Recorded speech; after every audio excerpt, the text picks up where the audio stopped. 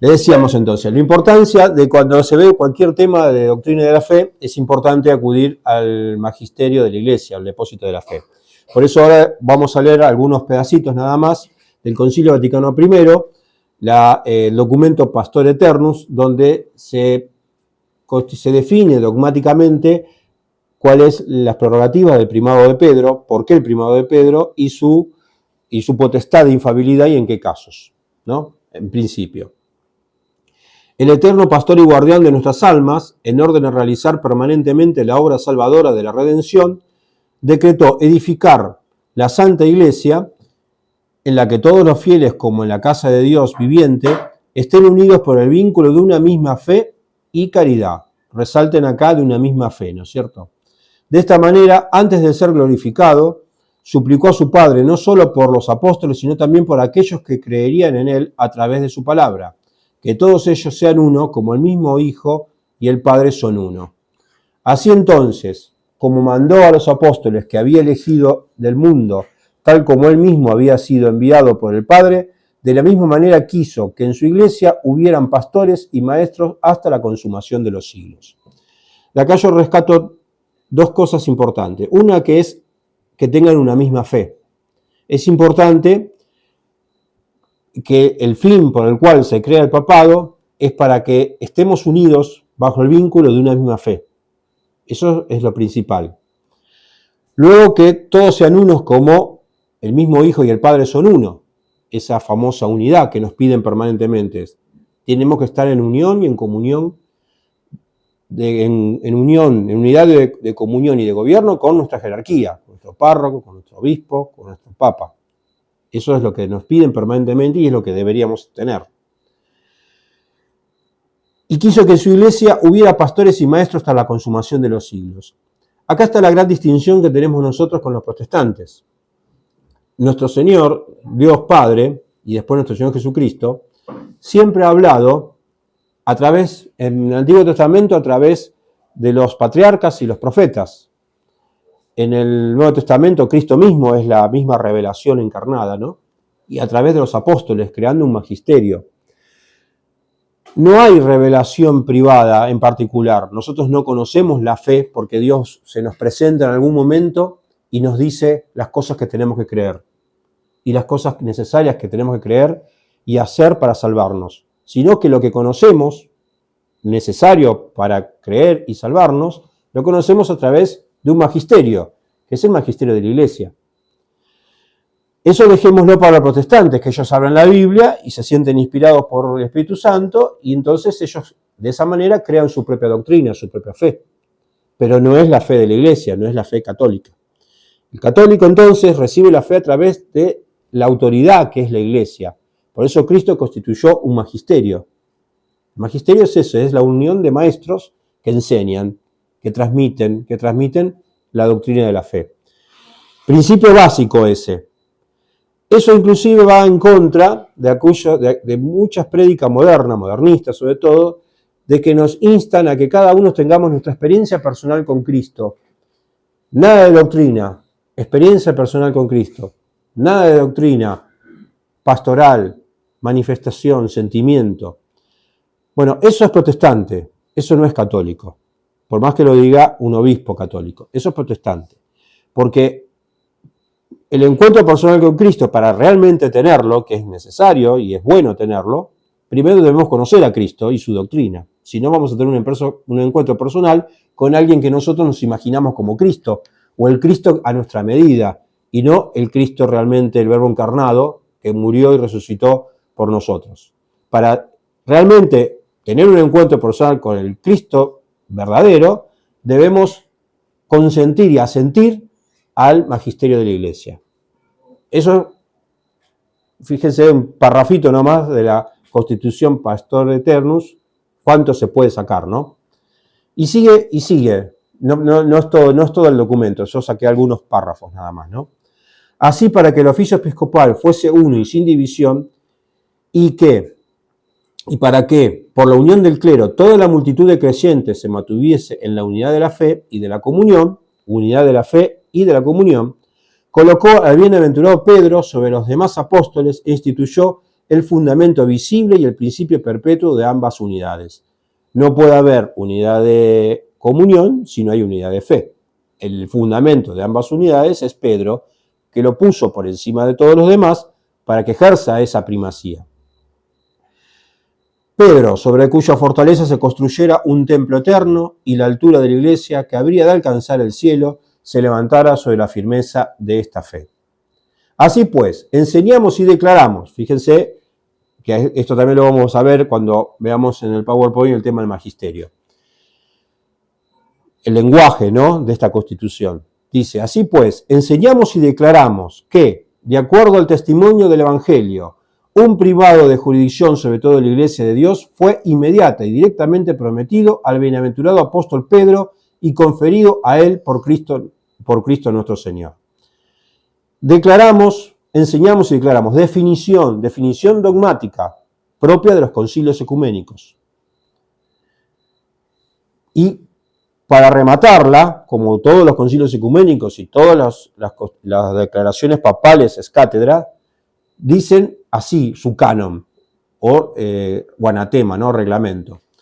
Por lo tanto, si alguien dijere que el bienaventurado apóstol Pedro no fue constituido por Cristo el Señor como príncipe de todos los apóstoles y cabeza visible de toda la iglesia militante, o que era este solo un primado de honor y no uno de verdadera y propia jurisdicción que recibió directa e inmediatamente de nuestro Señor Jesucristo mismo, sea anatema.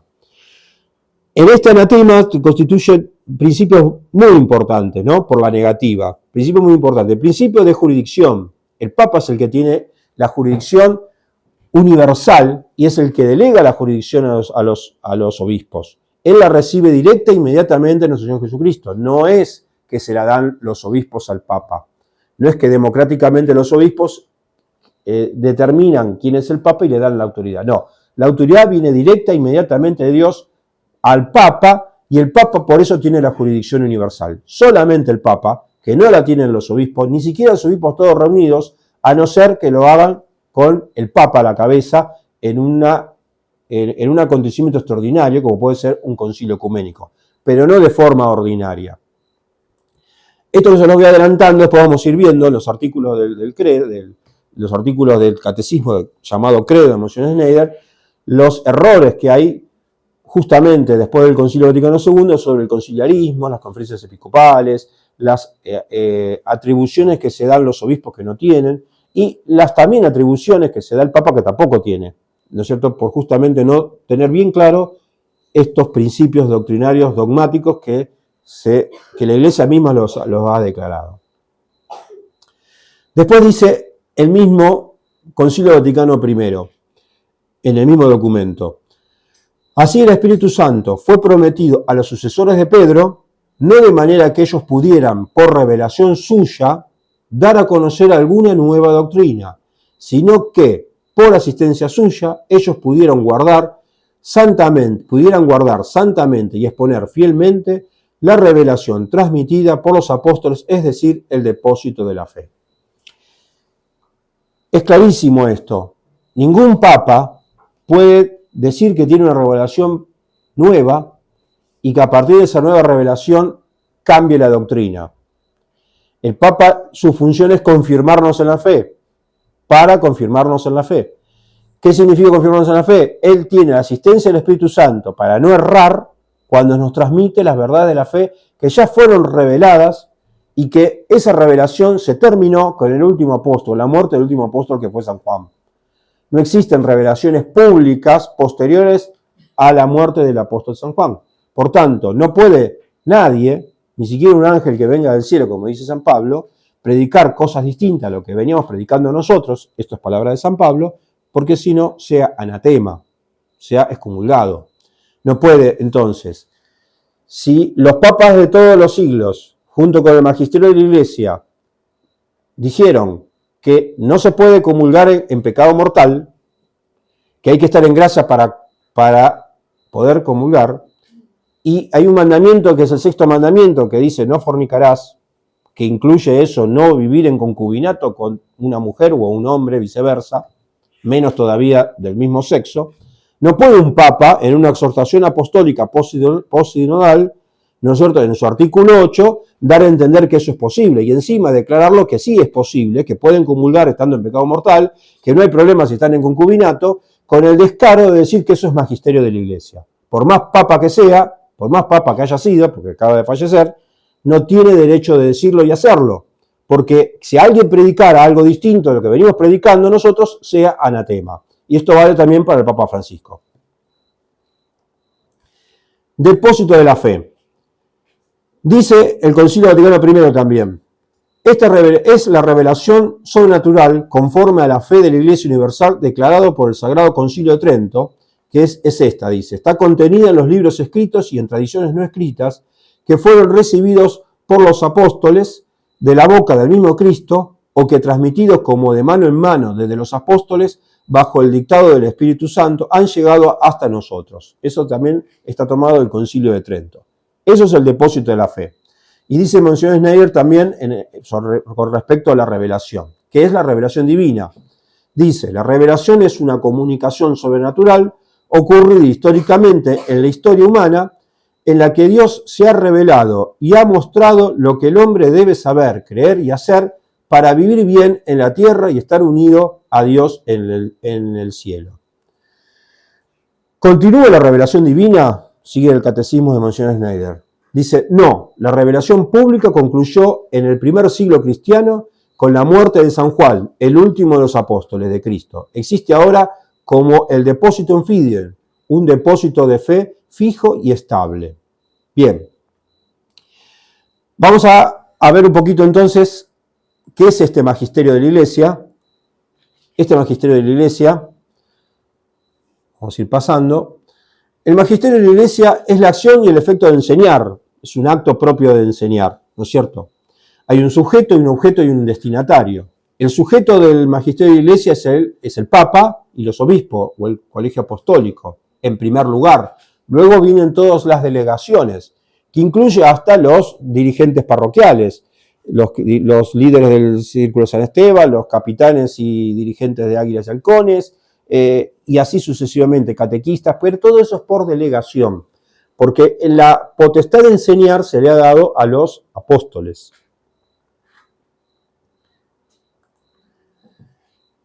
El sujeto del magisterio es el cuerpo apostólico, es decir, el Papa y los obispos. El Papa, como sucesor de Pedro, tiene la suprema autoridad apostólica, es decir, tiene el triple oficio de santificar, enseñar y regir. Si bien, y es corriente modernista decir, que en esto sí es verdad, pero la utilización que se hace es lo incorrecto, es que todos somos, de alguna manera, sacerdotes, profetas y rey por el bautismo, pero cada uno en su ministerio.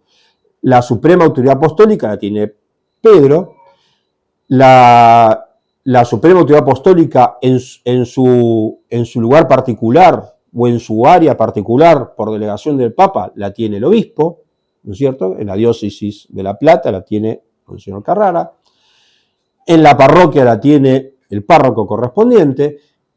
Esa suprema autoridad no la tiene especialmente el Papa y los obispos, y después las van delegando por las necesidades particulares y pastorales hasta catequistas, dirigentes parroquiales y todo lo demás. Los obispos, como sucesores de los apóstoles, reciben directamente de Cristo el oficio de santificar y enseñar. El oficio de regir lo reciben del Papa, porque el Papa tiene la jurisdicción universal. Por eso el Papa puede poner y deponer obispos. Es así. Es así, eso es una prerrogativa del Papa. Por eso, poner o poner obispo no necesariamente una jurisdicción territorial, también puede ser una prelatura, una vicaría, por ejemplo, la vicaría castrense, una asociación en particular. Los papas pueden determinar eso, que la jurisdicción no sea estrictamente territorial, pero sí es el que otorga la jurisdicción, el manus regenti, que lo otorga el Papa. Voy pasando rápido esto porque es un tema que ya ustedes lo saben, pero tiene que ver hacia el punto donde vamos. Ahora, esto lo paso porque el magisterio se centra más sobre todo en lo que es enseñar y gobernar. Lo santificar no está asociado mucho al magisterio de enseñar, pero para lo que nosotros vamos a ver el Papa es importante el punto de la santificación, ¿no? También acá hay un párrafo que creo que es de Roberto de Matei, que dice: no es de extrañar que encontremos la enseñanza católica presentada de forma débil, sin definiciones ni condenas, confusa, sin terminología técnica ni escolástica y unilateral, para atraer a los no católicos. Toda esa enseñanza vaga y ambigua, que ya es liberal en su método, sería interpretada en su verdadero sentido liberal después del Concilio Vaticano II.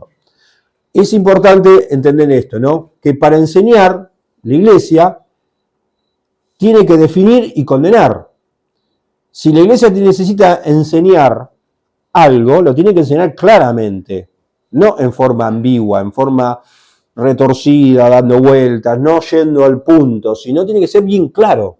Más aún todavía si es un concilio. Por eso es imperdonable que el Concilio Vaticano II esté lleno de ambigüedades y hasta de errores graves, ¿no es cierto? Es muy grave. ¿Por qué? Porque donde debería traernos la claridad y las definiciones y las condenas por oposición para entender mejor lo bueno, ¿no es cierto? Tendría que haber venido del Papa y los obispos. Por más pastoral que sea, por más no vinculante que sea al seguimiento de nuestra fe. El depósito de la fe revelada es todo lo que siempre, lo que se ha creído siempre en todos lados y por todos, ¿no? Está la famosa máxima de San Vicente de Leri, ¿no? El depósito de la fe revelada, cud semper, cud ubique, cud ab omnius creditum est, creído por todos y en todas partes. El magisterio del milagro de la Iglesia no se ha improvisado ni ejercido sin darse cuenta, como ha dicho Tucho en un sermón en el 2022, creo 2023.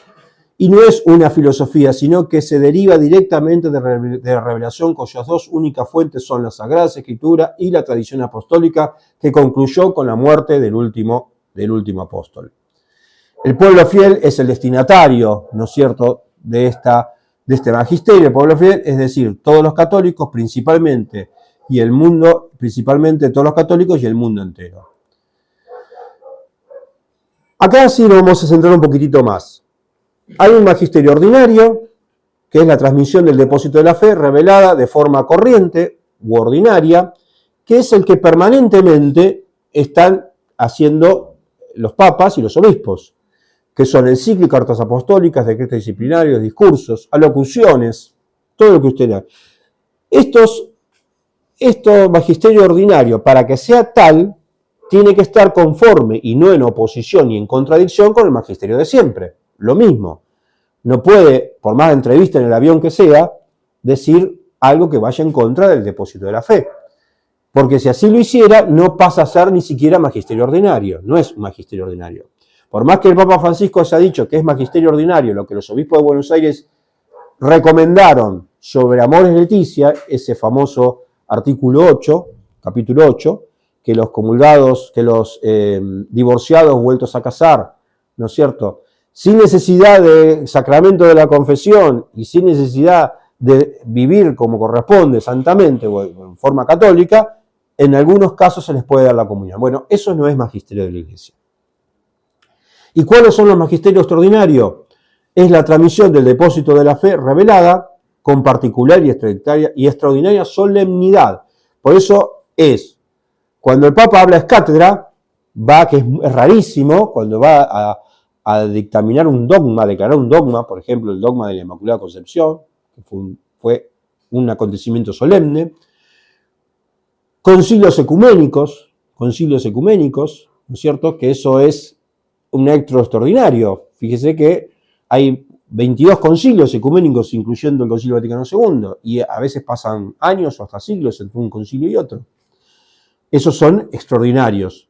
Y la definición de dogmas, que pueden ser ya sea a través de una encíclica, a través de un evento en particular, donde es lo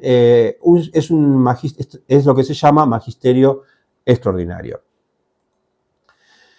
La infalibilidad papal, según dice la Constitución Pastor Eternus del Concilio Vaticano I, fue dada al Papa principalmente, cuando habla ex cátedra, cuando tiene que definir una verdad de fe para la Iglesia Universal. Por eso es para el Papa, porque es para la Iglesia Universal, no es para una iglesia particular, es para la Iglesia Universal. Y esa definición de cátedra tiene que estar sobre un objeto propio, que es lo que vimos recién, que es el depósito de la fe. No puede dar una definición ex cátedra sobre si es conveniente o no poner el aire acondicionado a 24 grados en una encíclica ecológica. No, sobre eso no. Tiene que ser sobre un tema de fe, de doctrina o de disciplina de la Iglesia que atañe realmente a la fe y que, por supuesto, para que esa infalibilidad sea posible, tiene que ser sobre el depósito de la fe, no puede ser sobre cualquier cosa. Y con intención de que esa definición sea aceptada por todos, ¿no? Si hace bajo estas condiciones, que ningún papa postconciliar lo ha hecho, se dice que solamente en alguna medida, pero se discute si es así o no, Juan Pablo II lo hizo para determinar que no puede haber sacerdocio femenino en uno de sus documentos, pero no estuvo revestido de todas estas características, pero sí de varias de ellas. Podría ser que se haya comprometido ahí la infalibilidad papal. Pero esta infalibilidad, hubo dos maneras en la historia de la salvación de esta infalibilidad. Una infalibilidad intrínseca y una infalibilidad extrínseca. Esto lo tomo del doctor Claudio Mayeregger, ¿no? Esto es directamente, son palabras de él. Si esta clasificación, no sé si existe en teología, pero es la que hizo Mayeregger. Por eso, por la duda lo aclaro. Si alguien que está estudiando teología, por ahí no la encuentra esta clasificación, es una clasificación que hizo Mayeregger.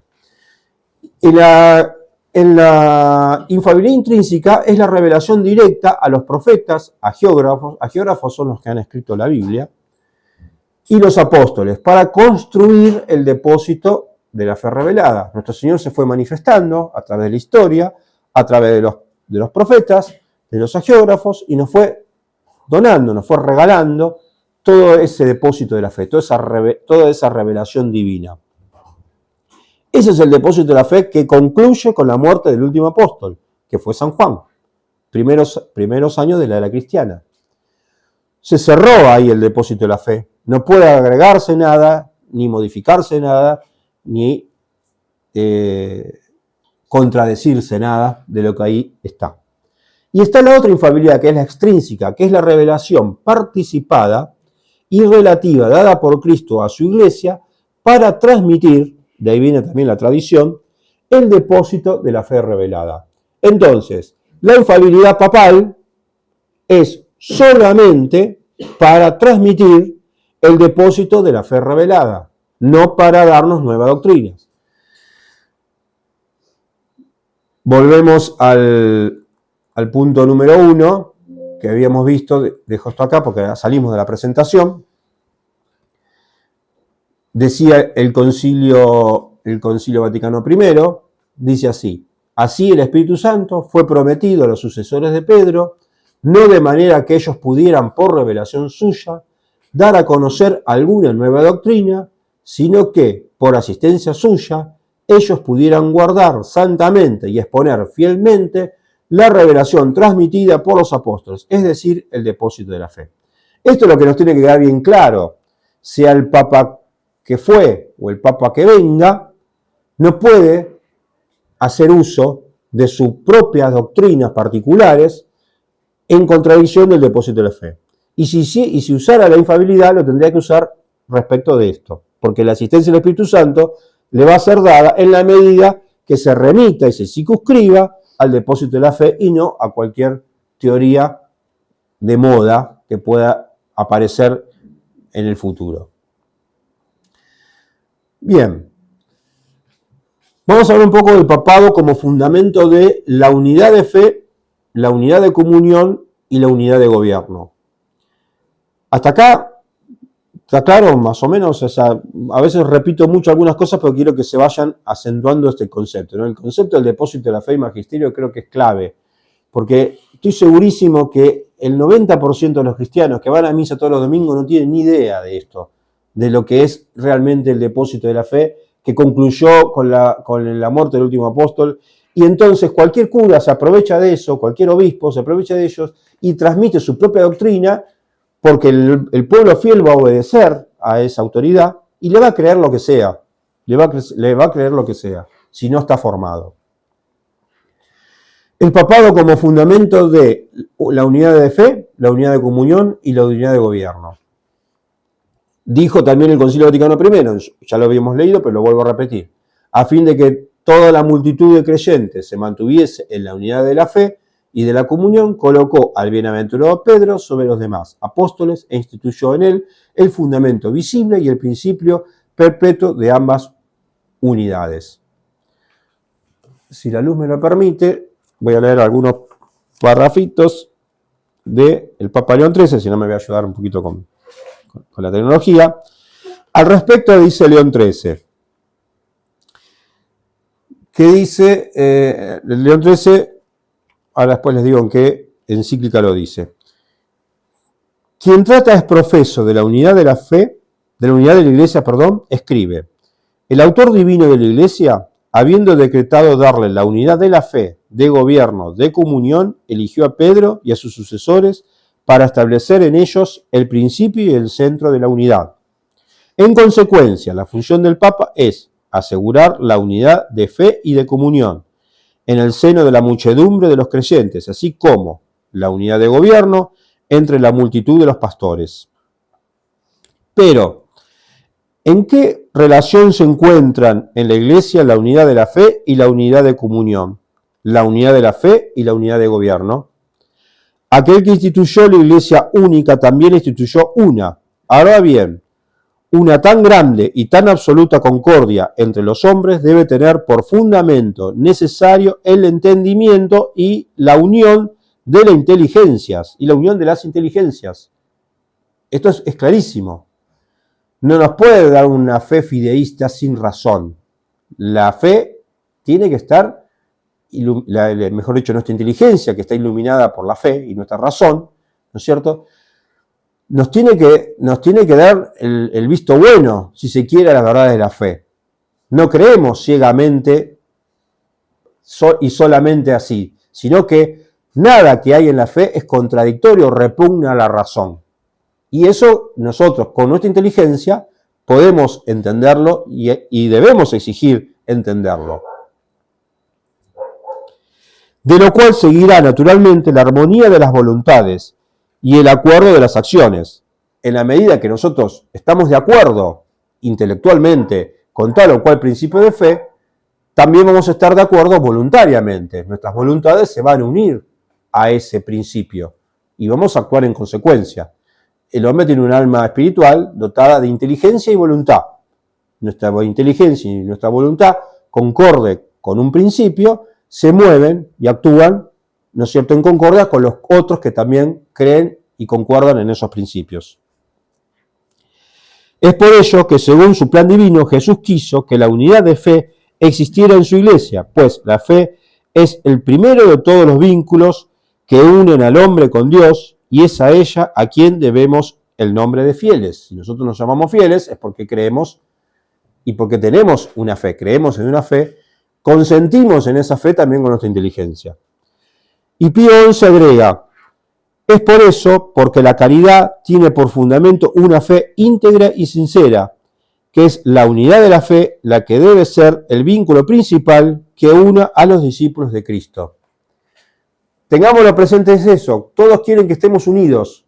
Dicen, pero ustedes se separan, ustedes no se quieren unir a la diócesis, ustedes están siempre a hacer rancho aparte. No, nosotros estamos unidos con ellos en la fe. Ahora, si ellos inventan cualquier cosa, por supuesto que no nos vamos a unir a la cualquier cosa, nos vamos a unir a todo lo que sea propio de la fe. Nuestra intención es estar unidos con toda la Iglesia, especialmente con la jerarquía, pero la jerarquía es la que tiene que estar unida a la fe. No vamos a estar unidos sustrayéndonos de la fe. Después dice este libro, que lo recomiendo, se llama La tradición excomulgada, ¿no es cierto? Saca sus conclusiones de quién es, después se los paso, pero es un libro recomendable. Luego, unidad de fe y unidad de comunión, unidad de fe y unidad de gobierno son inseparables en la Iglesia, siendo la unidad de fe el fundamento necesario tanto de la unidad de comunión como de la unidad de gobierno. De ello se sigue, y escuchen esto que es muy importante, que nadie en la Iglesia tiene derecho a exigir una unidad de comunión o una unidad de gobierno que haga abstracción de la unidad de fe, que es lo que venimos diciendo. No nos pueden decir, como nos dijo Tucho acá en San Luis Gonzaga, que ustedes tienen que estar unidos al obispo, tienen que obedecer al obispo, por supuesto, pero el obispo tiene que obedecer a Cristo para que yo obedezca al obispo, porque el obispo no puede hacer cualquier cosa. Si el obispo no decide obedecer a Cristo y quiere seguir su propia filosofía, o su propio magisterio, o su magisterio inventado, bueno, lamentablemente no podemos estar unidos, porque no me pueden pedir unidad de comunión y unidad de gobierno si no hay unidad de fe. Porque no estamos en la iglesia porque seguimos a tal o cual sacerdote, o a tal papa, o a tal o cual obispo. Estamos siguiendo a Cristo. Por eso somos cristianos. Nuestra fe es en Cristo. Y en la iglesia de Cristo, no en la iglesia de fulano o mengano. Y si hoy los católicos, suficientemente informados, se sienten continuamente divididos entre una unidad de fe con la iglesia y una pretendida unidad de comunión con la actual jerarquía, si los obispos, lo digan o no, se pliegan a mayores o menores compromisos, poco importa, son de hecho constantemente puestos también en disyunción entre una unidad de fe con la iglesia y una pretendida unidad de gobierno con las autoridades. Esto vale también para los sacerdotes, que a veces no les queda otra que estar unidos a unidad de gobierno, porque pierden la parroquia, porque pierden o van a ser cancelados, pero no están en unidad de fe. Entonces es una unidad mentirosa, es una unidad por conveniencia. Es una de las peores unidades. Si no se está dispuesto al martirio, es muy fácil entrar en esa unidad, porque por miedo a perder la parroquia, por miedo a perder tal o cual prerrogativa o cual puesto dentro de la iglesia, y bueno, a un costado me abstengo, me abstraigo de la fe y sigo a la unidad de gobierno o a una comunión ficticia. Es precisamente porque se reclama a unos y a otros respectivamente una unidad de comunión y una unidad de gobierno que no están fundadas sobre la unidad de fe, sino sobre una adhesión a puntos de vista personales más o menos erróneos. Muchas veces nos dicen y nos imponen, tienen que estar sometidos o estar predicando el magisterio del Papa Francisco. ¿Cuál es el magisterio del Papa Francisco? No existe un magisterio del Papa Francisco como no existe un magisterio de León XIII. Hay cuestiones particulares, personales, que se le pueden distinguir de un papa a otro, que sean bienes para la iglesia, que no contradigan el depósito de la fe, pero todos los papas, que son sucesores no del papa anterior, ahora no se va a elegir un sucesor de Francisco, sino se va a elegir a un sucesor de Pedro, todos son sucesores de Pedro y todos son guardianes del único depósito de la fe. Entonces, el magisterio de la iglesia es uno y el mismo para todos. No va cambiando de papa en papa. No debería cambiar de papa en papa. De la relación necesaria que liga la unidad de fe y la unidad de comunión con la jerarquía, deriva también que la comunión con la jerarquía actual no puede ni debe separarme de la comunión con la jerarquía de ayer. Porque la jerarquía de hoy, como la de ayer, tiene la función de guardar, transmitir sin alteración e interpretar fielmente el depósito de la fe. Aquel que bajo Montini, esto es un libro de esa época, ¿no? Aquel que bajo Montini, Papa Pablo VI, para los que no lo sabían, acusaba a los tradicionalistas de desobedecer al Papa de hoy, en nombre de la obediencia a los papas de ayer, no estaba en condiciones, como buen modernista que era, para pesar la gravedad de esta afirmación. Claro. No me puede decir, no podemos decir que estamos en desobediencia al Papa de hoy y en obediencia al Papa de ayer o viceversa. No, o se está en obediencia o se está en desobediencia del papado. Por eso la importancia del papado. Esa obediencia al papado la tiene que tener primero y principal el mismo Papa. Y cuando los tradicionalistas acusan de ser antipapas, yo les contesto que nosotros somos los principales defensores del papado. Y los que seguramente, ante una crisis extrema, seremos los primeros en dar la vida por el Papa. Porque es nuestro pastor, es nuestro vicario de Cristo en la tierra. Pero tal es nuestra defensa del papado, que a veces la tenemos que defender también hasta de algunos papas, que son los primeros en atacar al papado.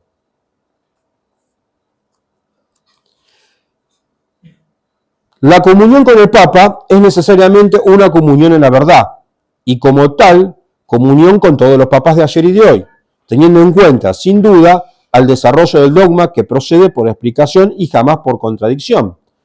Cuando se impone la necesidad de tener que elegir entre la comunión con los papas de ayer y la comunión con el papa de hoy, es un signo de que algo no anda bien en la Iglesia. Es un signo de que la persona del papa o quien quiera en su nombre interviene indebidamente en su función. Bueno, eso creo que queda claro, ¿no? Para no tener confusión cuando se nos habla de la unidad, ¿a qué tenemos que referirnos, no? La unidad, sí, pero primero la unidad en la fe.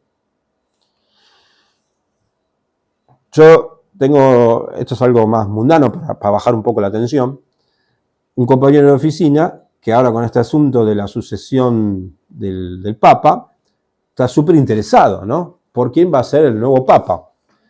Entonces yo le di un blog donde nombra más o menos el perfil de todos los papas y empezó a mirar y dijo, este Papa, tiene que ser, este Papa tiene que ser. Pro gay, zurdo, todo lo peor tenía ese Papa, ¿no? Ese cardenal, ¿no? Creo que el cardenal Zuppi creo que era el que picaba en punta, o el filipino, tal, en eso, ¿no? Bien. Entonces, chocho con eso. Entonces digo, che, Jorge, ¿sos católico ahora? No, porque estás tan interesado en quién va a ser el jefe de nuestra iglesia, que me imagino que sos católico. No, bueno, pero es importante saber quién va a ser. No, ella, si sos católico, deberías creer en todo lo que es la iglesia enseña. No, pero yo estoy en contra de lo que la iglesia enseña. Bueno, perfecto, no sos de la iglesia. Entonces no pretendas que venga alguien a conducir la iglesia que esté a favor de lo que vos pensás, que estás en contra de toda la iglesia. Es elemental. Como es hincha de Boca, le digo, imagínate que Riquelme, bueno, no es muy mejor ejemplo, ¿no? Porque justamente, si Riquelme pateara en contra de Boca, fuera presidente de Boca y hinchara por River, vos que sos hincha de Boca, no lo podías aceptar. No es el mejor ejemplo porque Riquelme no está haciendo bien las cosas en Boca. Pero bueno, y si hacen mal las cosas, lo que vos quisieras es que inmediatamente cambien a ese presidente y pongan a otro presidente que sea realmente hincha de Boca. Y a cada uno haga lo que quiera de última con su vida, ¿no?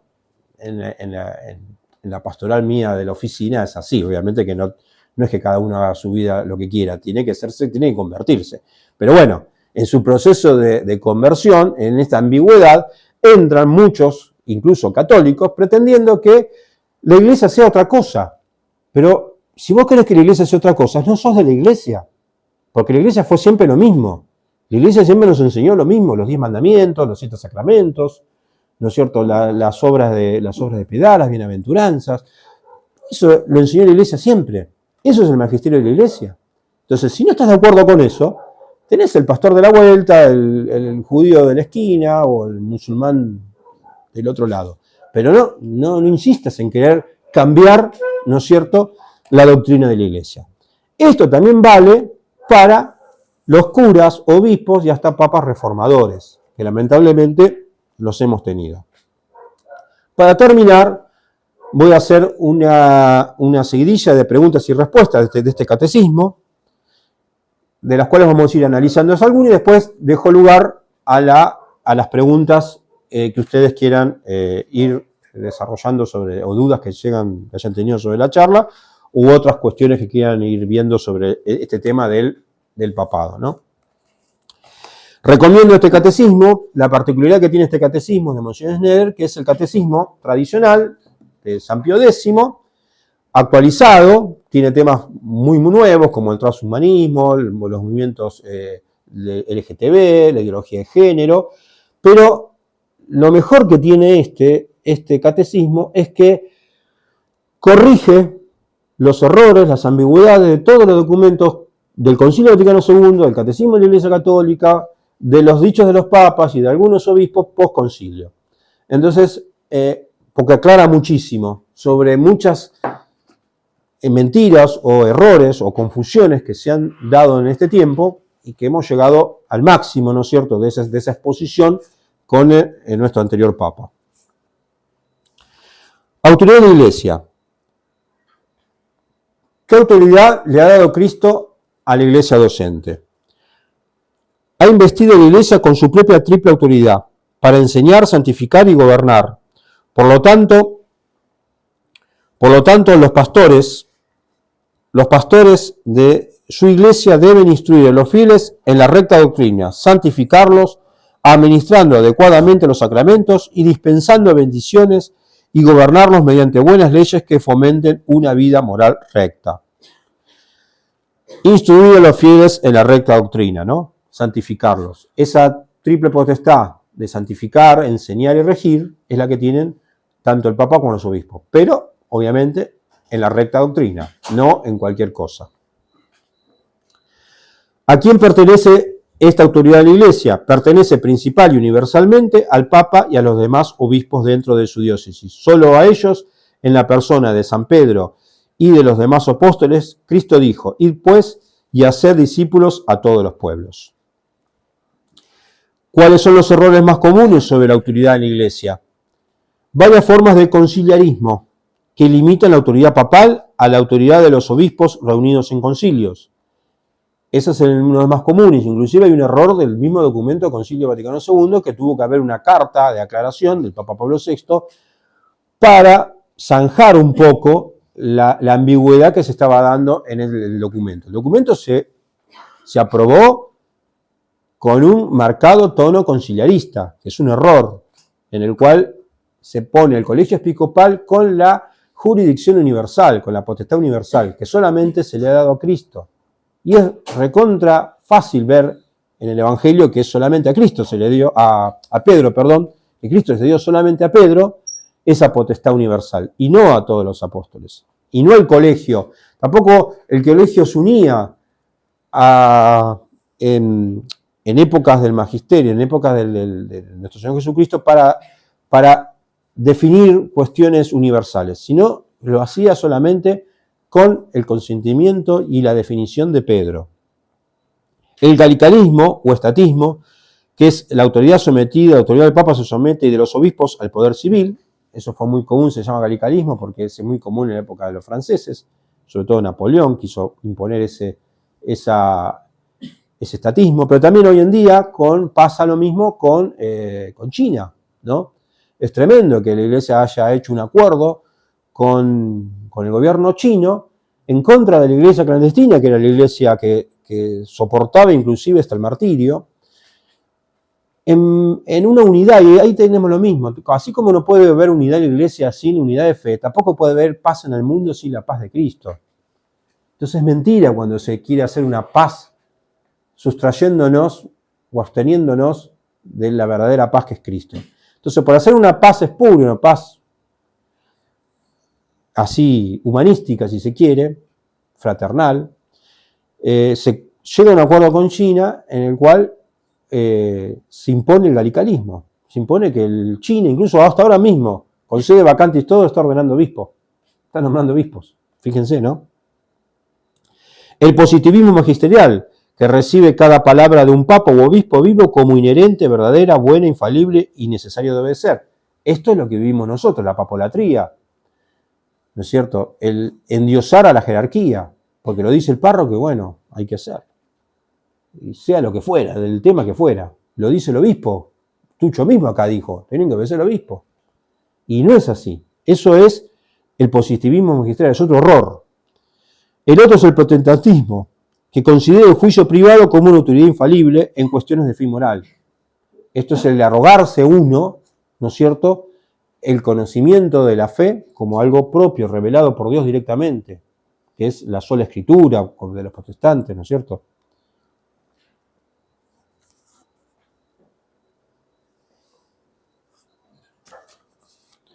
¿Por qué el Vaticano II es el ejemplo más claro de un concilio ecuménico que emite enseñanzas no infalibles? Porque no fue convocado para pronunciar infaliblemente nuevos dogmas o proponer enseñanzas definitivas, sino para ofrecer una explicación pastoral de las verdades de la fe, como afirmó el Papa Juan XXIII. El magisterio de este concilio, esto dice el Papa Juan XXIII, el magisterio de este concilio tiene un carácter predominantemente pastoral, y el sentido principal de este concilio no es la discusión de un artículo u otro de la doctrina fundamental de la Iglesia. Y el Papa Pablo VI también fue muy claro al afirmar, dado el carácter pastoral del concilio, evitó el concilio, proclamar de manera extraordinaria dogmas dotados de infalibilidad. Por lo tanto, un concilio que no fue convocado para que sea dogmático, definido así, que no sea dogmático, por los mismos papas, por los dos papas que lo convocaron y lo clausuraron, es el concilio que más se dogmatizó. Aquel que esté en contra de alguna parte, aunque sea menor, del Concilio Vaticano II, sea anatema. Lamentablemente lo han dicho, y lo dicen así. Y eso es una barbaridad, porque eso no está dentro de lo que es la doctrina de la fe. Porque si fuera así, habría un problema gravísimo, porque entonces todas las ambigüedades y errores que contradicen al magisterio de siempre, pone en tela de juicio todo el magisterio de la Iglesia. O esto es infalible y dogmático, y todos los concilios anteriores y definiciones escáteras dejan de serlo, o la lógica es que, como realmente es, porque está definido que es pastoral y no es dogmático, pero nos lo hacen creer que es dogmático. ¿Cuál es la principal diferencia entre el Vaticano II y todos los concilios ecuménicos anteriores? Los concilios ecuménicos anteriores formularon la doctrina de la fe y la moral en artículos con afirmaciones muy precisas y en cánones concisos, con anatemas, como acabamos de leer del Concilio Vaticano I, por ejemplo, para garantizar una comprensión inequívoca de la verdadera doctrina y proteger a los fieles de influencias heréticas dentro o fuera de la Iglesia. El Vaticano II, sin embargo, decide no hacer esto. Yendo ahora más a lo que es el Romano Pontífice, vamos a... ¿Por qué el Romano Pontífice es el único que posee la autoridad suprema en la Iglesia? Porque como sucesor de San Pedro, tiene el primado que nuestro Señor confirió a Pedro, príncipe de los apóstoles. En Mateo 16, ¿no? Tú eres Pedro, sobre esta piedra edificaré mi iglesia. También cuando le dice, Pedro, ¿me amas? Entonces apacienta mis ovejas. Pedro me ama 3 veces, ¿no? Para reivindicarse de alguna manera de las 3 negaciones, ¿no?, que hace San Pedro. ¿En qué consiste el primado del Papa en materia de doctrina? El Papa es el principal maestro, guardián y defensor de las verdades reveladas. Le corresponde a él defender lo que Dios ha revelado para ser creído, obrado y evitado. Condenar los errores contrarios a esta divina revelación contenida en la doctrina apostólica que ha recibido. Ser signo visible y principio de la unidad de la fe y comunión del episcopado y de los fieles. ¿Es el Papa infalible? Es decir, incapaz de enseñar el error. El Papa cuenta con múltiples gracias para enseñar la verdad de Cristo en su ministerio diario, que normalmente no es infalible. Cuando enseña es cátedra, desde la cátedra ejerce el carisma de infalibilidad de la Iglesia y se preserva libre de error en esta enseñanza. Bueno, acá también se distingue, ¿no? El Papa es infalible en ciertos aspectos, no siempre, normalmente no es infalible, pero el Papa no es impecable. El Papa puede pecar, el Papa puede no estar en gracia de Dios. Por eso hay un confesor papal, hay un confesor del Papa. Es importante entonces, para no idolatrar al Papa, y justamente por eso el Concilio Vaticano I, previendo esto, hace esas definiciones y hace esas sentencias de que el Papa no deja de ser un ser humano, por más papa que sea. ¿Qué sucede con los papas que han enseñado errores en el pasado? Fíjense esto, es muy importante. Ningún papa ha enseñado jamás, ni podrá hacerlo, un error mediante un pronunciamiento ex cátedra. Esto es importantísimo. Sin embargo, como cualquier obispo, un papa puede resistirse a la gracia de su cargo y enseñar errores doctrinales en sus afirmaciones diarias, ordinarias y no definitivas, es decir, fuera de los pronunciamientos ex cátedra. ¿Puede el papa equivocarse? Sí, puede el papa equivocarse. Puede incluso enseñar mala doctrina a propósito también. ¿Ha habido casos en la historia en que papas enseñaron o promovieron errores doctrinales? Sí, dice Monseñor Schneider. Aunque tales casos han sido muy raros, incluyen a Honorio I en el 638, que murió en el año 638, quien escribió cartas con declaraciones erróneas sobre las dos voluntades de Jesucristo y fue condenado posteriormente como hereje por el concilio de Constantinopla III. Fíjense, fue condenado como hereje por otro concilio. Juan XXIII también, que murió en el año 1334, quien enseñó que la visión beatífica de Dios se concede a los santos solo después del juicio final, y fue ampliamente condenado por teólogos fuera de la corte papal antes de retratarse en su lecho de muerte. Su posición fue corregida posteriormente por su sucesor Benedicto XII. En nuestro tiempo, el Papa Francisco ha afirmado públicamente: el pluralismo y la diversidad de religión, color, sexo, raza y lengua son expresiones de una sabia voluntad divina con la que Dios creó a los seres humanos. Y enseñó que la pena de muerte es per se contraria al Evangelio. Estos son dos errores gravísimos, pronunciamientos que en sí mismos son herejes. No quiere decir que el Papa sea hereje, no, eso es otro tema. Pero la sentencia que acaba de decir acá es herética. No puede ser la voluntad divina que haya distintas religiones, porque Dios nos dice, en el catecismo hay un solo Dios, y a ese solo Dios hay que seguir, y no podemos tener dioses falsos. ¿Ha habido casos de papas que hayan promovido oraciones doctrinales ambiguas en la liturgia de la misa? Sí.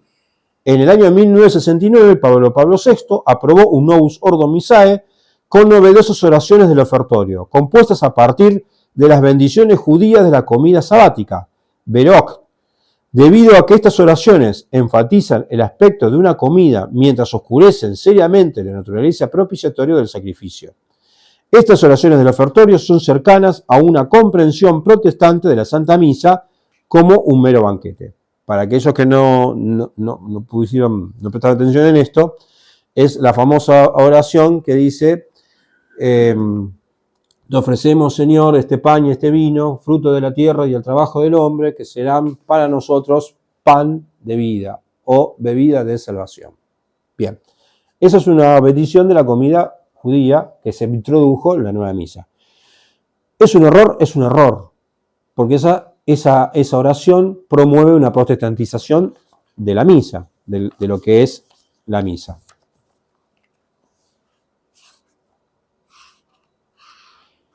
Y termino con la última, que se me perdió.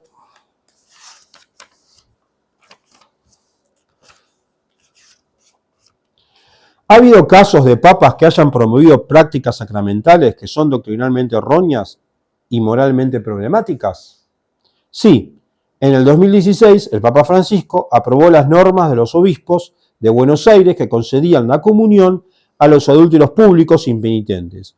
Cuando no se puede obtener una declaración de nulidad, vivir en continencia, puede de hecho no ser factible si se llega a reconocer que, esto es lo que estoy leyendo, es lo que aprobó el Papa, en un caso concreto hay limitaciones que atenúan la responsabilidad y la culpabilidad, particularmente cuando una persona considere que caería en una ulterior falta, dañando a los hijos de la nueva unión al vivir en continencia. Amoris Laetitia sobre la posibilidad del acceso a los sacramentos, la reconciliación y la Eucaristía.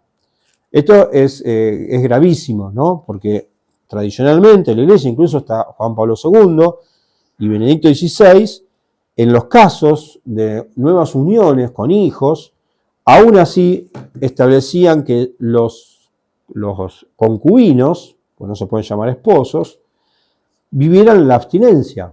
La abstinencia, vivieran como hermanos. Bueno, ahora concedieron en esta nueva doctrina, nueva, no sacada del depósito de la fe, sino de la cabeza de los obispos y del Papa Francisco, han concebido que sí, que en algunos casos es posible que se acerquen al sacramento de la comunión sin necesidad de estar arrepentidos, sin necesidad de estar en gracia de Dios. Eso es totalmente contrario a la tradición de la Iglesia y al depósito de la fe.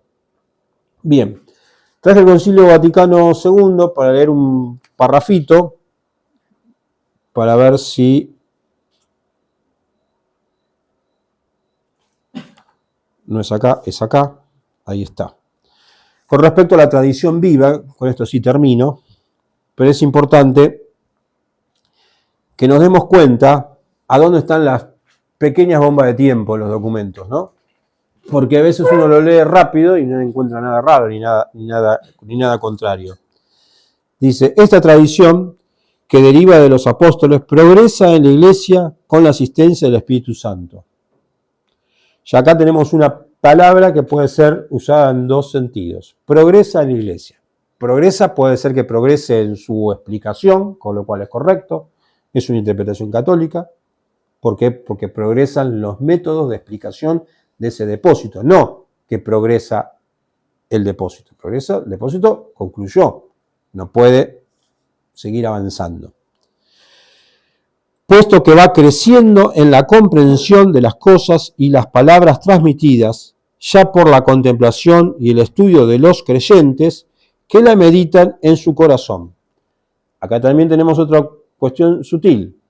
En los creyentes que la meditan en su corazón. Se invierte.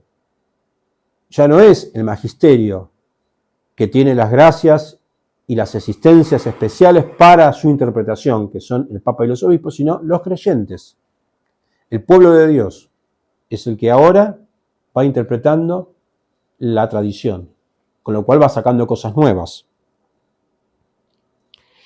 Que la medita en su corazón, ya por la percepción íntima que experimentan en las cosas espirituales, ya percepción íntima y experiencia, ya por el anuncio de aquellos que son la sucesión del episcopado, recibieron el carisma cierto de la verdad, acá sí, es el colegio apostólico, es decir, la iglesia en el decurso de los siglos tiende constantemente a la plenitud de la verdad. Acá hay otro problema. ¿Cómo que tiende a la plenitud de la verdad? ¿No tiene ya la plenitud de la verdad? ¿Estamos en camino a conseguir la verdad? Porque si estamos en camino a conseguir la verdad, entonces sí tiene sentido el diálogo interreligioso para ver si las verdades que ellos tienen pueden ayudarme a mi verdad. Subjetivismo y modernismo puro, ¿no? Esto que estoy diciendo. Pero acá es un concilio de la iglesia que está diciendo esto.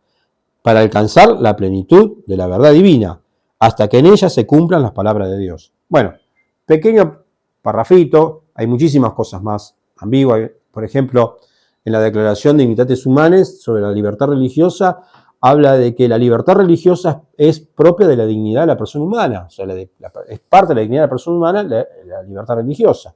O en la encíclica sobre el ecumenismo, que en las iglesias, que en las llamadas iglesias separadas, podemos encontrar elementos de la salvación. Es aberrante eso. ¿Cómo una iglesia separada, anticristiana, que está, en todo caso, asistida por el demonio, porque se separa de la iglesia, es contraria a Cristo, puede en ella encontrarse elementos de salvación?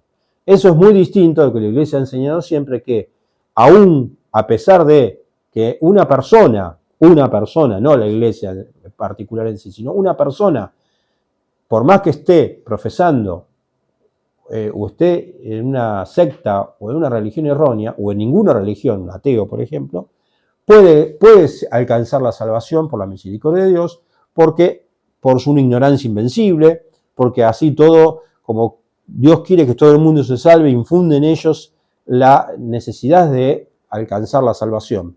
Pero no se puede decir que porque es buen protestante se va a salvar. No, si es buen protestante se va a condenar. Mejor que sea mal protestante. Si es buen judío se va a... No, mejor que sea mal judío, que sea un antijudío y que se convierta al catolicismo. Porque si sigue siendo judío, se va a condenar. Es así de sencillo. Bien, hasta acá termina la aclaración. Después, si hay internet, les pasaría un videito muy cortito para cerrar, pero primero, si quieren, voy probando eso y si quieren me pueden ir haciendo algunas preguntas. Bueno, yo quiero hacer una pregunta. En un momento decía, gracias por la llamada. En un momento decías que el catecismo de Miguel Meyer ayudaba mucho a aclarar algunas cuestiones o explicar mejor cuestiones de distintos documentos. Entre ellos nombraste el catecismo de la Iglesia Católica. Sí. Yo interpreté y estabas hablando de que hay algo que no está claro, que es ambiguo del catecismo. Sí, lo dice acá. Mira, yo lo que recuerdo de memoria, ya simplemente, que no es un error, sino que es un una forma peligrosa de enseñar, con lo cual ya eso es un error, que hay, en lo que se refiere a la definición de misa, hay como 15 o 14 definiciones de misa. De entre todas esas está la definición correcta, que es un sacrificio. Pero también está a la misma altura, incluso antes, en orden, está el que es un banquete, la que es una cena, la que es la sinaxis de la reunión de los fieles, un montón de cosas que todas así sueltas, ninguna es correcta, son protestantes. Todas esas, de alguna manera, se puede llamar a la misa como una cena, pero no es una cena. La misa se le puede decir, pero la misa es un sacrificio. De hecho, no es ni siquiera obligación comulgar la misa. Nadie va a una cena si no come.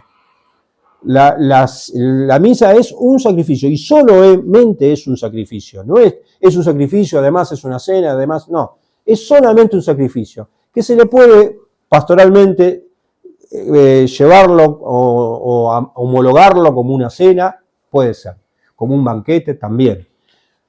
Pero la misa es un sacrificio. Eso es un ejemplo. Después tiene el mismo ejemplo, el mismo error que trae de Nostra Aetate, sobre la creencia de que los judíos y nosotros tenemos un mismo Dios. Repite Nostra Aetate. Nostra Aetate es un documento del Concilio Vaticano II sobre las iglesias no cristianas, que dicen, por ejemplo, tanto como los musulmanes como los judíos, que creemos en un mismo Dios. No creemos en un mismo Dios, porque nosotros creemos en un Dios unitrino.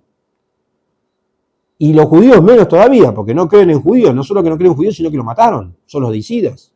Entonces, ellos son deicidas de Jesucristo, también niegan el deicidio de Jesucristo en el Catecismo de la Iglesia Católica. Hay un artículo de Caporetto que habla específicamente de eso, sobre cómo es una vergüenza que el Catecismo de Juan Pablo II negara el deicidio, cuando es una verdad de fe eso, que hay un deicidio, que los judíos son deicidas. Porque lo dice la Biblia. Ustedes mataron al autor de la vida, lo dice San Pablo, o sea, no es un invento, no es una cuestión racial, es una cuestión teológica y una verdad de fe. Los que me acuerdo de memoria, Monseñor Neira acá nombra uno muy en particular, que ahora no me acuerdo y voy a tardar un montón en buscarlo, después te lo busco, pero trae varios ejemplos cuando cita, no solamente el concilio es el que más se lleva todos los premios, por supuesto, también las últimas declaraciones de Francisco, sobre todo, pero también el Catecismo de la Iglesia Católica, también algunos dichos del Papa Juan Pablo II, algunas acciones del Papa Juan Pablo II, que no fueron, no tanto los dichos y encíclicas de Juan Pablo II, tienen encíclicas muy buenas, muy conformes a la doctrina de la fe, pero tiene acciones que son ambiguas. Las oraciones de Asís, el beso del Corán, el sacarse el crucifijo en la entrada a la sinagoga, el ser también bendecido por un indio y un chamán, haber misas en África, también que no las organiza él, se las organiza su clero, ¿no? Sus obispos, pero no hubo después sanciones, donde se acercaron a leer lecturas mujeres con el torso desnudo. O sea, eso existió en la época de Juan Pablo II, yo lo viví, porque soy más grande que ustedes. O sea, parecido a lo de Francisco. Francisco a eso le agregaba los errores doctrinales. El Papa Juan Pablo II, al menos, por lo menos, la doctrina era conforme a la fe. Encíclicas maravillosas como Veritatis Splendor, Fides Ratio, ¿no es cierto? Que son una maravilla. Entonces, en eso también hace hincapié. Porque no es un error del Papa Francisco nada más. Es un error que se viene, ni tampoco el Concilio Vaticano II, sino es la presión que han hecho muchos obispos, sacerdotes y teólogos, faltos de fe realmente, que han presionado y han logrado obtener poder dentro de la Iglesia. Lamentablemente es así. Muchos han cedido, es el buenismo de los buenos, digamos, ¿no? Que, por ejemplo, Monseñor Aguer, él se jactaba de decir que él, mientras era obispo de La Plata, no canceló a ningún sacerdote progresista. Y en cambio, los obispos progresistas se la pasan cancelando a sacerdotes católicos, para no decir tradicionalistas, católicos nomás. Bueno, eso está mal, lamentablemente eso está mal. Como obispo tenés el poder regenti, el poder de reinar, y si es necesario cancelar a alguien, suspendelo, usa el poder. Para eso Dios te lo dio. ¿Alguna otra pregunta? Yo, una vez escuché una conversación de la división que tomaron los lefebristas y la comparaban con Miguel. ¿Cómo qué? La comparaban con la situación de Miguel. Bueno, estas personas decían como que Miles, digamos, de alguna manera acató, obedeció al Papa y como que decían que la decisión que tomó Lefebvre de apartarse de la Iglesia o de apartarse de la decisión del Papa, de no, creo que no mandar a los obispos, estaba mal. ¿Puede ser así? Sobre las decisiones que han tomado determinadas personas, es difícil juzgar, primero. Cada uno toma las decisiones que cree más convenientes, ¿no es cierto? Solamente una aclaración. Cuando Monseñor Lefebvre ordena, él sabe que va a tener la excomunión, porque es una excomunión disciplinaria, no es cismática, eso está aclarado inclusive hasta por la mayoría de los obispos católicos, incluso Ratzinger ya lo ha demostrado eso, que no son cismáticos. Monseñor Schneider mismo dice que no son cismáticos. Sí, por supuesto, asumieron el riesgo de no tener la jurisdicción. Acabamos de decir que el Papa tiene la jurisdicción universal. Si ellos no tienen un obispo con la jurisdicción universal, pierden la jurisdicción propia. Esa jurisdicción es necesaria para la transmisión de los sacramentos, sobre todo los sacramentos que necesitan jurisdicción, como es la confesión, el matrimonio, ¿no? Cosa que el Papa Francisco se las dio directamente, más allá de su situación. Con lo cual, hoy podríamos decir que la situación de la Fraternidad Sacerdotal San Pío X es mejor que la de Milis Christi, porque Milis Christi está cerrado, no tiene sacerdotes encardinados todavía, se están viendo dónde se encardinan o cómo hacer. En cambio, la Fraternidad Sacerdotal San Pío X tiene todos los sacramentos posibles porque la santificación la siguen teniendo, y los que son sacramentos de jurisdicción se los dio específicamente el Papa Francisco. Sí corrijo una cosa en tu pregunta, no es separarse de la Iglesia. Lo que Monseñor Lefebvre hizo es hacer lo que hizo siempre, con el riesgo de sufrir penas canónicas injustas, porque fueron penas canónicas injustas, porque no hay un proceso. Los papas tienen el derecho de poner y deponer obispos, pero también lo tienen que hacer conforme al derecho. No son tiranos, son vicarios de Cristo y tienen que actuar con justicia. La justicia impone que haya un proceso, que haya una determinación de culpabilidad, luego sanción. Ahora, si Monseñor Lefebvre o cualquier otro sacerdote en aquellos tiempos siguió haciendo lo que la Iglesia hizo siempre, y lo que no quiso es hacer porque dudaba, y tenían razón, además hoy vemos a 50 años que tenían razón, dudaban si la nueva misa iba a ser protestantizante o no, y pucha que lo es protestantizante la nueva misa, porque para que la nueva misa no sea protestante tiene que ser rezada por algunos sacerdotes que todavía son católicos y que creen en el sacrificio de Cristo. Y a la nueva misa sí es válida, lícita y todo lo demás, pero cada vez queda menos de esos sacerdotes, porque esos sacerdotes cada vez son más modernistas, cada vez creen más en la misa como cena, en la misa como banquete, en la misa como fiesta.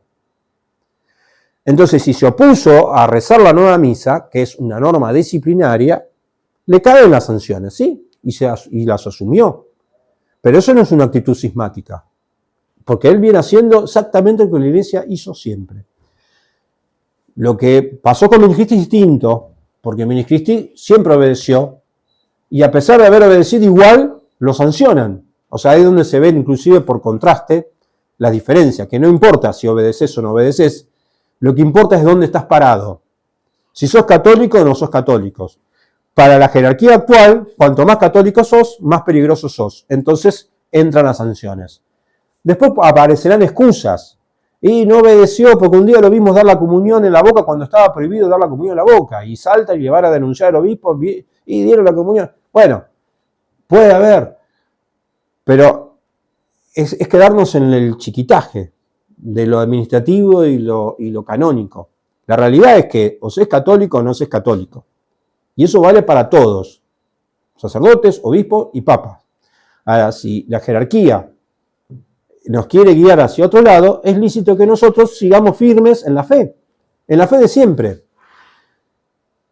Dicen por ahí que es tan fácil refutarle hasta un papa con el catecismo. Con el catecismo.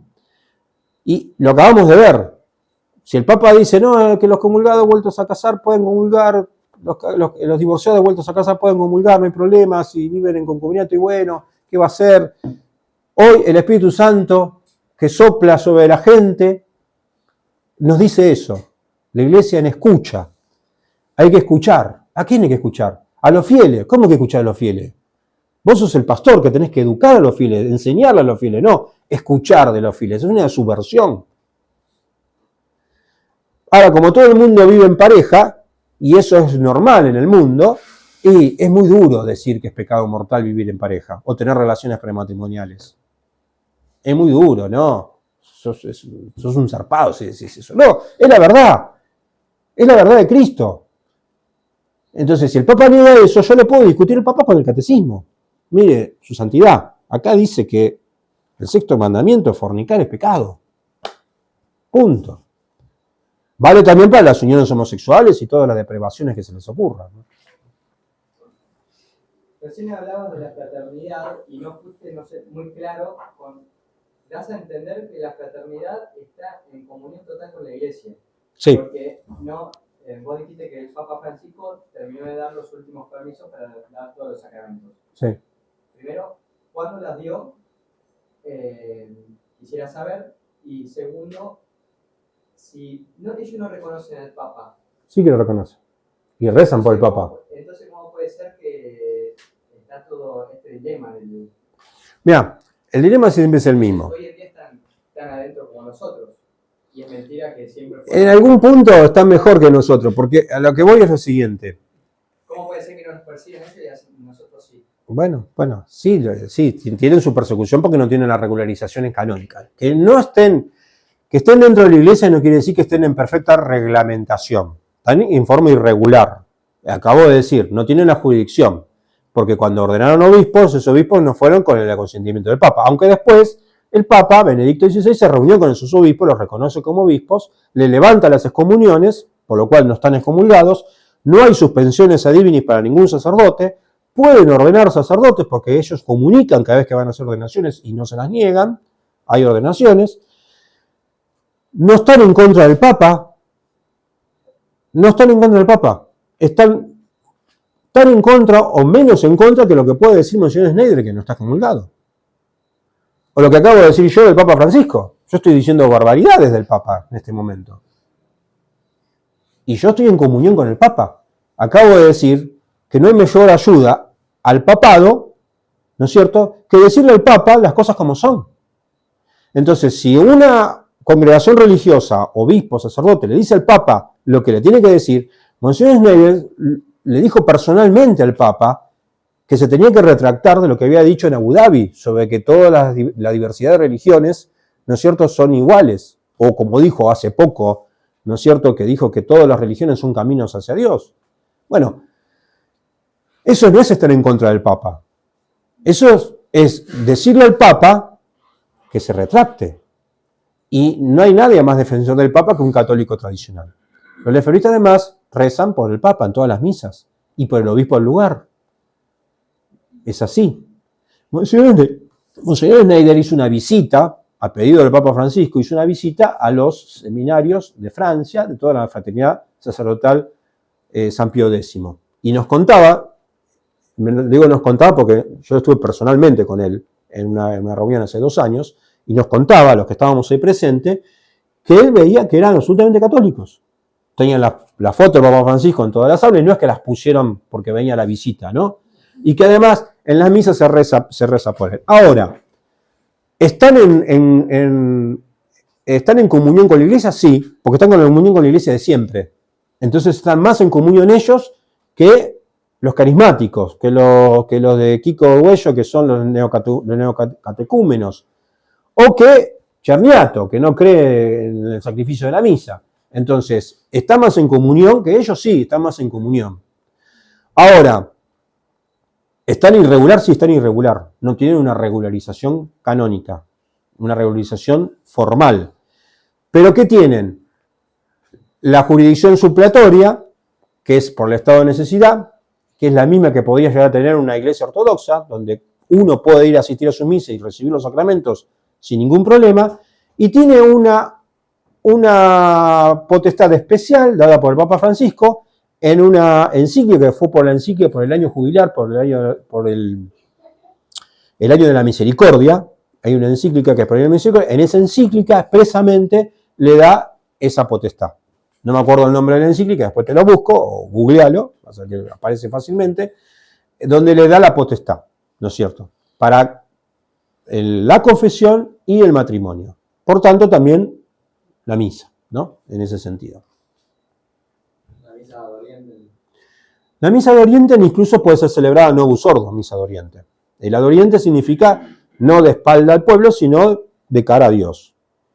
Incluso toda la liturgia tradicional, tanto en Oriente como en Occidente, siempre fue ad Oriente. Es una barbaridad haberlo cambiado.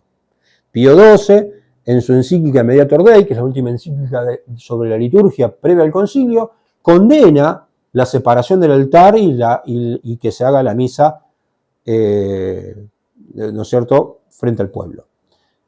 No puede ser que 15 años después, el Concilio Vaticano II, o mejor dicho, 20 años después, con la nueva misa, se haga caso omiso a las palabras del Papa Pío XII, ¿no?, en la encíclica Mediator Dei. En un momento mencionabas esto de la licitud y validez de la misa novus ordo,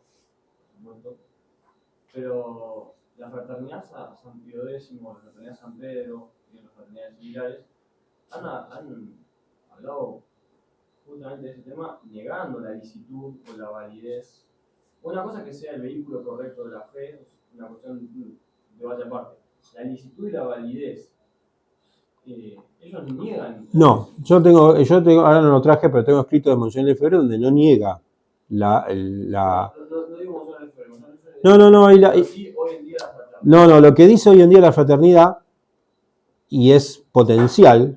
Eso le escuché yo el debate que hubo entre el padre Hayton con el padre Pablo, de la fraternidad, no me acuerdo el apellido ahora, que estaba en una catequesis de Colombia. Yo le escuché, la catequesis. No, es más criollo, o sea, es de acá, de Moreno, el sacerdote bien argento, que está en Colombia, pero es de acá. Son los dos bien argentos, está el padre Hayton y el padre Pablo. Bien. Sí, en esa catequesis él se extralimitó, tiene razón el padre Hayton, luego se corrigió, ¿no es cierto?, y habló de lo que es hacia dónde se lleva la mala formación sacerdotal, que puede llegar a ser que no en el lejano tiempo, incluso hoy en día también puede estar pasando, que muchas misas ya sean inválidas, porque no tienen la intención. No hablar de materia, forma e intención, ¿no?, para que haya validez de la misa. No estamos hablando de la licitud, ¿no?, estamos hablando de la intención. Si no tiene la intención, a veces puede no tenerla conscientemente, entonces no hay misa. Eso no quita el valor que pueda tener la misa para el fiel que va, sin saberlo. La misa para el fiel que va es lo mismo, tiene toda la validez y es absolutamente válida y toda la eficacia del sacramento se tiene. Pero no pasa que si los sacerdotes, que cada vez se forman menos en lo que es el sacrificio propiciatorio de la misa, y entienden que lo que están celebrando ya no es el sacrificio propiciatorio, sino que es la reunión de la asamblea, la cena, el banquete pascual, el recordatorio de la última cena, con el tiempo nos vamos a encontrar de que esas misas no son válidas. Es probable que esas misas no sean válidas. ¿Por qué? Porque todas las reformas que se han hecho en el Novus Ordo fueron tendiendo a que la misa parezca menos un sacrificio y más una cena. Ya vimos lo que dijo Monsignor Snerde con la bendición de la comida en vez del ofertorio, ya es un anticipo. El que se haya resaltado como frases de la consagración. Ustedes vieron que en el misal antiguo, les pongo este ejemplo, en el misal antiguo solamente está resaltado con mayúsculas las palabras que dicen esto es mi cuerpo. En el misal nuevo se agregaron tomad y comed, esto es mi cuerpo. ¿Por qué? El tomad y comed remite más a una cena. No cambiaron la fórmula de la consagración.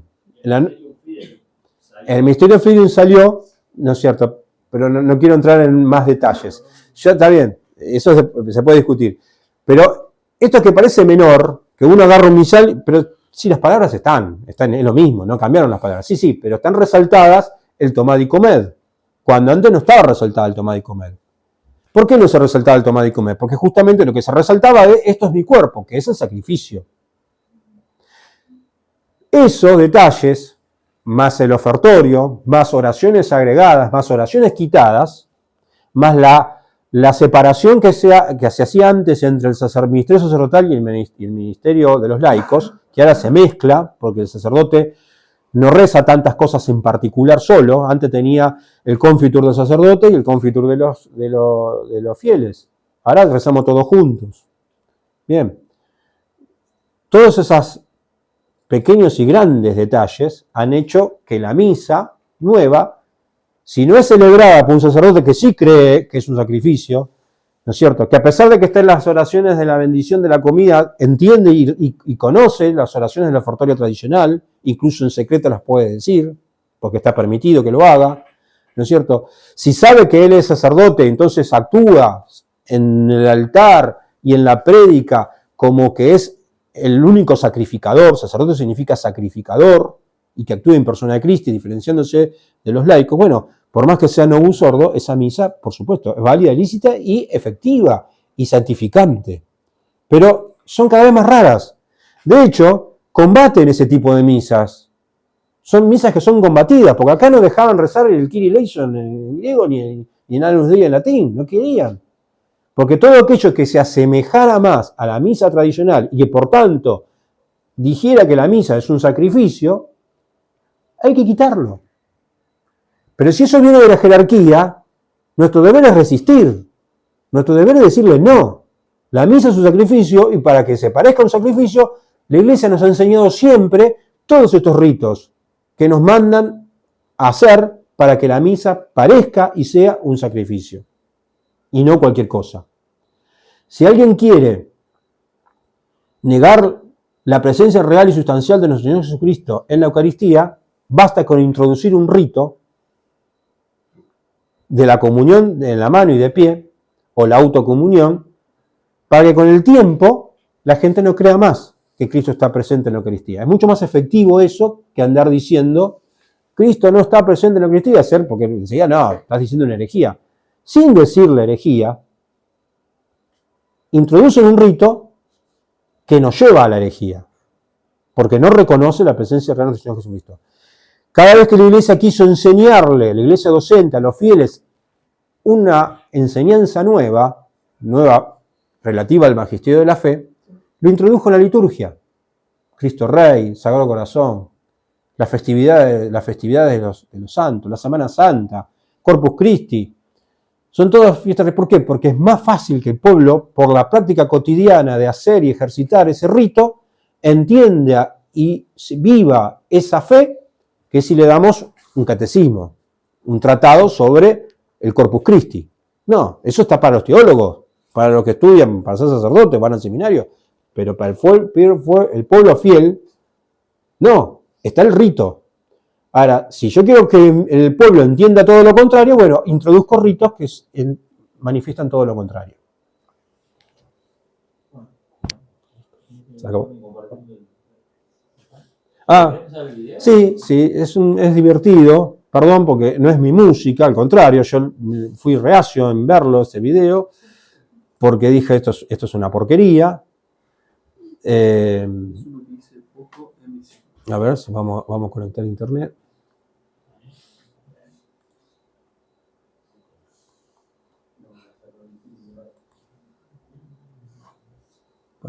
Porque está allá la página principal, ¿no? No veo el conexión a internet. Vamos a quitar eso.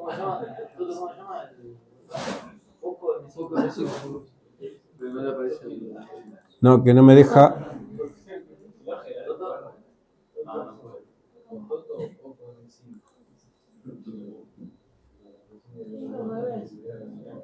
Espera un cachito.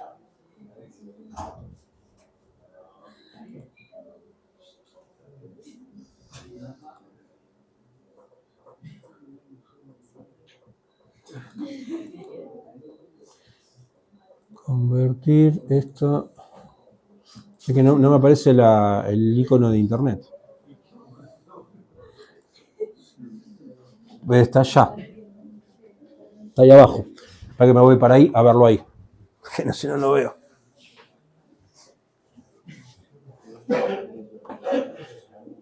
Estaban viendo la foto que tengo en el... No, estos son mis nietos.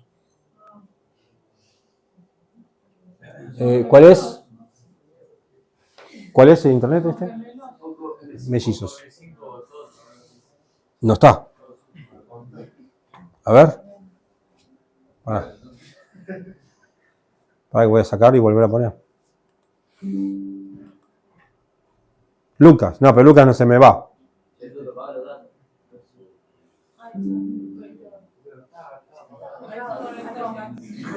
Conectado. Bueno. Ahora lo voy a pasar por ahí. Vamos a ver. Porque se me cortó cuando estaba... ¿Qué? ¿Que lo apaga el internet?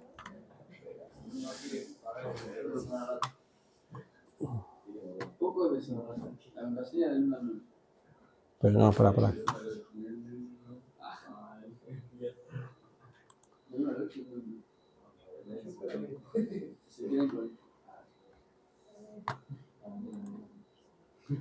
Historial.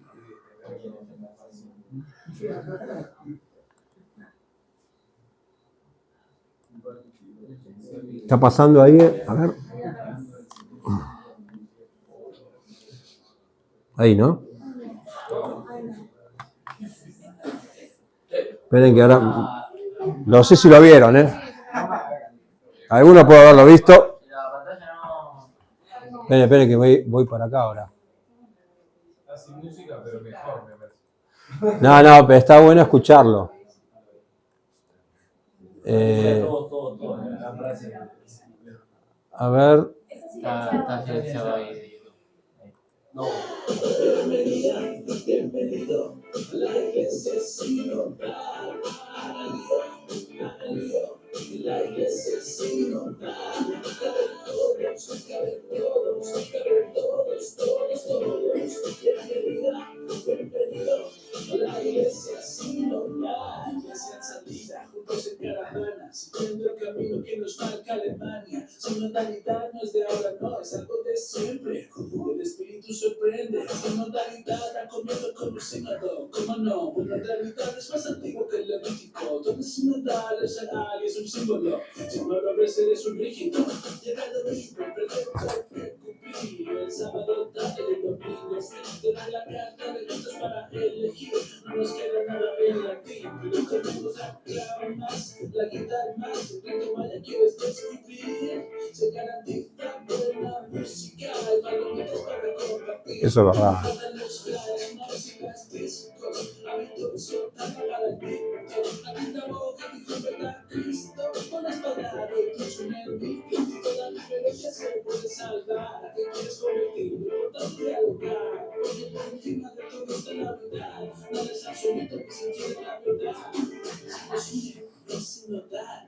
Ya lo sientes, es sinodal. Todo el mundo caminando sinodal. Todos. Bienvenido a la iglesia sinodal. Aleluya, la iglesia sinodal. Todos. Bienvenido a la iglesia sinodal. Un momento, ¿dónde vamos? No lo sé, pero vamos todos juntos, que es lo importante. No, espera, todo está bien. ¿Dónde está Jesús? He captado tu atención, bien, ahora sí. No te pierdas en las formas que han comprendido. ¿Para qué fuimos creados? ¿Cuál es el sentido? ¿Te no importa la meta? ¿Solo hacer camino? Solo hay una iglesia verdadera. Es la católica, apostólica y romana, la de siempre. Solo hay una iglesia verdadera. Entonces, ¿cómo es que se han hecho una nueva de repente? Porque ya no hay una iglesia sino dos. La verdadera y la que finge ser de Dios. La que sigue a Cristo como su pastor y la que camina y guía hacia la perdición. Han llegado a plenitud los tiempos y es más importante la fe que los tiempos. El momento pide hablar con argumentos. Estas alturas sobre los ejemplos. Mira, la iglesia en su historia ha custodiado la verdad que ha recibido y se ha mantenido fiel. La iglesia sinodal predica un ecumenismo que renuncia a las verdades de la fe. La iglesia tiene solo una moral universal que emana de la ley que Dios nos enseñó. En la iglesia sinodal, la moral depende de situación, ubicación y evolución. Cristo dijo que Él es el camino y la verdad y la vida, solo Él nos lleva a Dios. El líder de la iglesia sinodal dice que todas las religiones te llevarán a Dios. La iglesia busca el reino de Dios y su justicia y salvar las almas es su única meta. La iglesia sinodal busca solo la añadidura y lucha por el paraíso aquí en la tierra. En la iglesia de verdad solo se adora a Dios que es uno, en el Padre, Hijo y Espíritu Santo. En la iglesia sinodal se adora una abominación y en procesión se introduce en el Vaticano. Cristo dijo que no nos es lícito el divorcio y adulterio es quien se vuelve a casar. La sinodal le premia promoviendo el sacrilegio al invitarle sin cambiar a comulgar. La iglesia desde siempre acompaña al pecador pero aborrece el pecado que cometió. En la iglesia sinodal no hay propósito de enmienda y al pecado se le da la bendición. El Señor bendijo y consagró por siempre el matrimonio porque hombre y mujer Él los creó. La iglesia sinodal desprecia el matrimonio al consentir y bendecir cualquier unión. La iglesia reconoce y agradece el papel importantísimo de la Madre de Dios. La sinodal silencia a la Virgen y rechaza toda gracia negando su intercesión. La iglesia reconoce apariciones y mensajes de la Virgen que nos advierte del mal. La sinodal dice que solo es madre, discípula y mujer de entre todas una más. El sagrado corazón de Cristo sufre la pasión y nuestro desamor es como la lanzada. Ahora la iglesia sinodal dice que el corazón de Cristo es toda la humanidad divinizada. La Eucaristía es sacramento memorial del sacrificio que consagra y consuma nuestro Señor. La Eucaristía sinodal es solo una mesa fraterna de unidad horizontal sin redentor. Puedo seguir, pero creo que es suficiente y si quieres te puedo dar las referencias. Hago esta canción para que cada vez más gente sea consciente y si callo sé que gritarán las piedras. Y si buscas de corazón y te grita la razón, verás que esto no es cuestión de opinión, solo cumplo mi misión. Ya tienes la información, ahora es tu libre elección, lo que hagas con ella. Pero recuerda, solo hay una iglesia verdadera y no es una estructura externa, sino estar sujeto a Cristo que es cabeza y adorarle en espíritu y verdad, pues cielo y tierra pasarán, mas sus palabras son eternas. Y ten en cuenta que nos comen su propuesta, otro evangelio, torre de Babel, pero a la inversa. Yo declaro Biblia a mano que la iglesia sinodal y que la sigue es anatema. Hay un cura acá se dio un título parecido.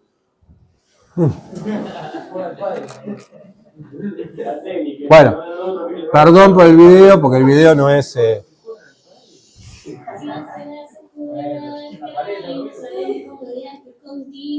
porque el video no es lo más ortodoxo del mundo, digamos, pero en cuanto a la música, pero el mensaje me pareció extraordinario, una síntesis más o menos de lo que veníamos charlando en estilo rap. La próxima voy a venir rapeando a ver si consigo que no se duerman algunos.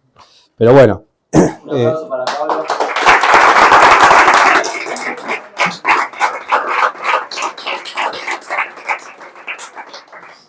Un presente de parte del grupo. No, yo ya te dije, no. Muchas gracias.